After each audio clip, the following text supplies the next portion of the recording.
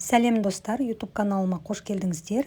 Бүгін сіздермен карамельсіз жасалатын банофи пирогының рецептімен бөлісемін. Видеоны соңына дейін қарап шығыңыздар, және осы описание бөліміне мен барлық толық құрамын жазып кетемін.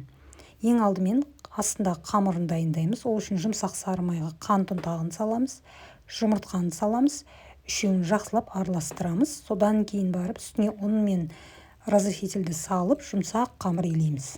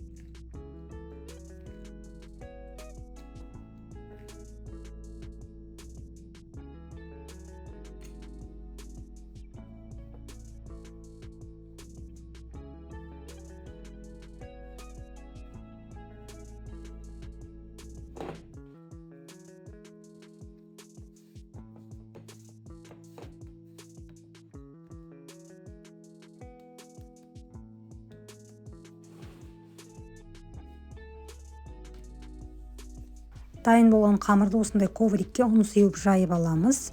Біз қолданатын ыдыстың диаметрі 26 см, биіктігі 3 см. Соған қарай примерно бір 27-28 см етіп жайып, жаңа формаға төсеп аламыз.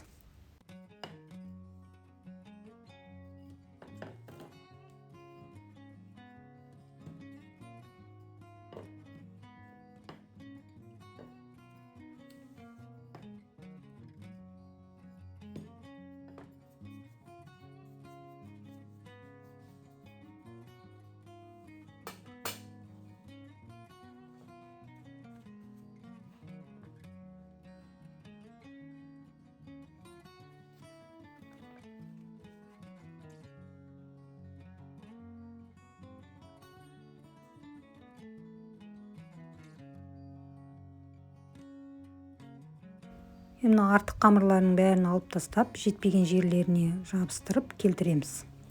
Содан кейін вилкамен тесіп, қамырды 180 градуста алдын ала қыздырылған пеште 15-20 минут аралығында пісіріп аламыз. Главное, әдемі болып, кішкене болып, әдемі қызару керек.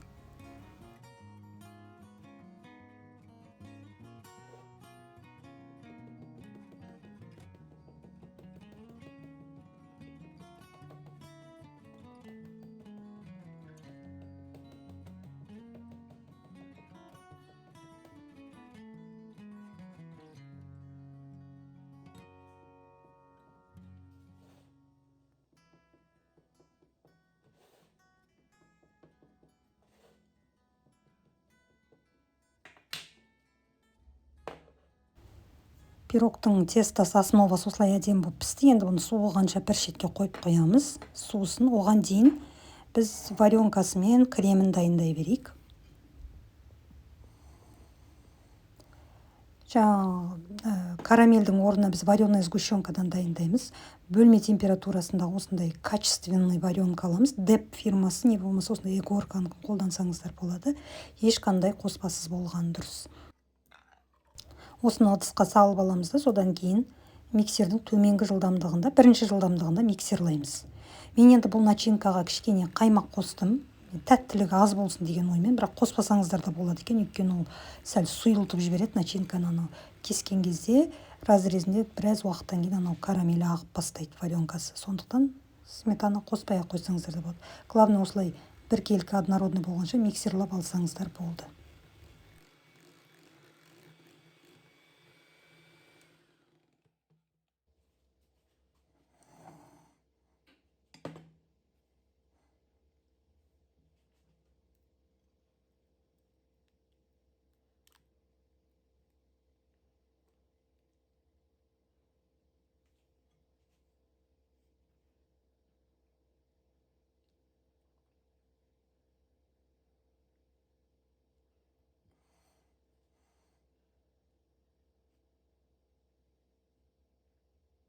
Енді осы жағылған варенканың үстіне банандарымызды қоямыз. Бананды қабығынан аршығаннан кейін осылай 3 банан қолдаңыздар. Негізі былай домалақтап кесіп қойсаңыздар да болады, бірақ одан банан аз болады. Олай біртүрлі кескен кезде осындай мында ортасынан былай ұзынша күйде кесіп барып қойсаңыздар, кейін пирогты кескен кезде разрезі өте әдемі көрінеді, және бананның көп болғаны білмеймін, басқаша дәм береді. Осылай видеодағыдай бәрін қойып шығамыз.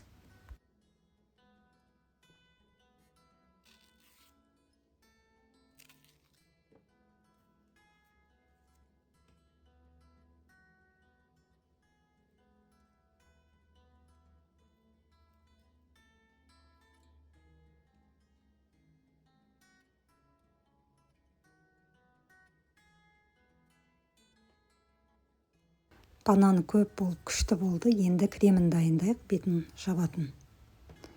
Салқын сливки аламыз холодильниктен. Мен 35% қолданам элливир, өйткені ол формасын жақсы ұстау керек. Кішкене ғана қант саламыз. И осындай растворимый кофе бар ғой, соны қолдарыңызбен езіп кішкене салып жіберіңіздер. Кремнен бір кішкене ғана, көп емес, аз ғана кофенің дәмі шығып тұрғаны бір басқаша дәм болады. Енді осыны взбивать етеміз, плотный болғанша.